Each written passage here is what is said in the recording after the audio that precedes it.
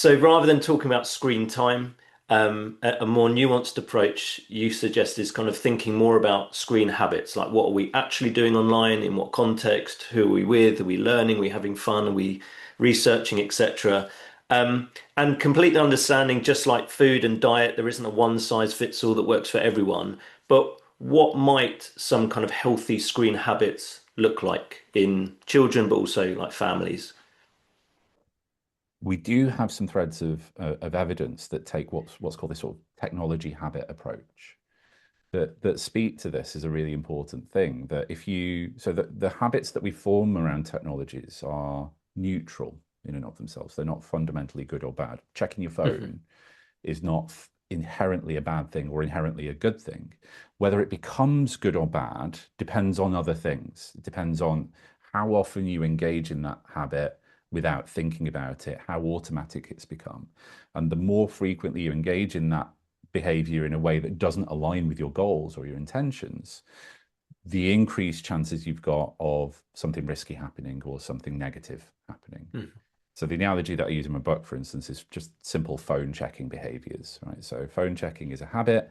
Sometimes it can be a good habit if you're at home alone in the evening and you're feeling a bit lonely and you've sent a message to friends and you're checking to see if they replied and they do, and you have a conversation. That can be a good thing for well-being. If you are driving down the road in your car and you've got into the habit of just picking your phone up every minute or two to check if somebody's posted something on your social media platform of interest, demonstrably harmful habit to get involved Mm. in. Now, every time you pick your phone up in the car, you're not going to crash. But the more often you do that, the more frequently, the increased risk of something disastrous happening becomes. And I think that's what are true of any sorts of habits that we pick up with our tech. That, why are you doing this? What positives are you getting out of it? If the answer to that Mm. is none, what can you be doing instead? And that all lends itself to helping us to model those sorts of behaviors for our kids, right? Yeah. Thinking about what sort of relationship do we want them to have with digital technologies, and ideally, and I think I certainly believe this to be the case. I want my kids to have a better relationship with technology than I ever had, but thinking about how we communicate that to them. And I'd Mm. say that's the other thing as a good habit to get into is being open, being honest, being communicative about how we use our technologies. Again, to model that as something that's really important for children. There's again another line of evidence which suggests that um, uh, the way that we frame conversations around technology can lend itself to children being open about their tech use or hiding their tech use. Mm. If you have very authoritarian situations where, it's sort of no phone in your bedroom from 7 p.m. because I said so and what I say goes, those sorts of kind of conversations. If you ask kids, if you ask teenagers about those situations, you say, are you going to stick to the rule? They'll say no.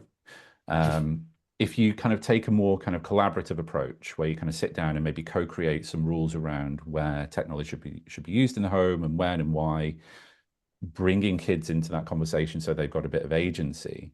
If you ask them in those situations, you're going to break the rules, they still say yes because teenagers break rules. That's Yeah. literally how they develop and develop their identity. But the key difference there is that in the kind of authoritarian conditions, kids are much more likely to say that they'll hide their tech use from their Mm. parents and caregivers. And that's the situation that we don't want to get into, because if they break a rule and go on the phone or go on the internet, go on the computer, or whatever, and then something really harmful happens, they're in the situation then of, can they talk to you? Because they might want to deal with this thing that's happened, but they know that they're going to get shouted at because they've broken the rule, so they're less likely to talk to you. And that's the situation, or the kind of situation, that we really want to avoid. And you Mm. can start those conversations whenever. I think one of the things that really frustrates me about this whole debate, because of the nature of how we frame these conversations, that this feels like a very urgent, very emergency situation where we've got things really quite wrong, and therefore we need to do something now. That I think a lot of parents feel quite a lot of shame and guilt in these spaces. There's a lot of parents who've given their kids phones at 13 or 14 or whatever age who are now sort of being told this is not a good thing to have done. And I've had parents talk to me and say, I kind of feel like it's too late now. Mm. And that's heartbreaking because it's never too late to start these conversations. If you've got younger kids, you can have these sorts of conversations early on. It's not about giving them a phone at 5 and then talking them through, but it's about thinking about how you use your phone around them at an early age and talking things through and being open about those times where you go, do you know what? I'm on the phone and I really don't want to be right now. So I'm going to put it away. And then talking about how that made you feel, how that Yeah. makes your child feel, it just signals that it's okay to have these sorts of conversations and it helps to talk through. But you can do that at 14, 15, 16. It's never too late.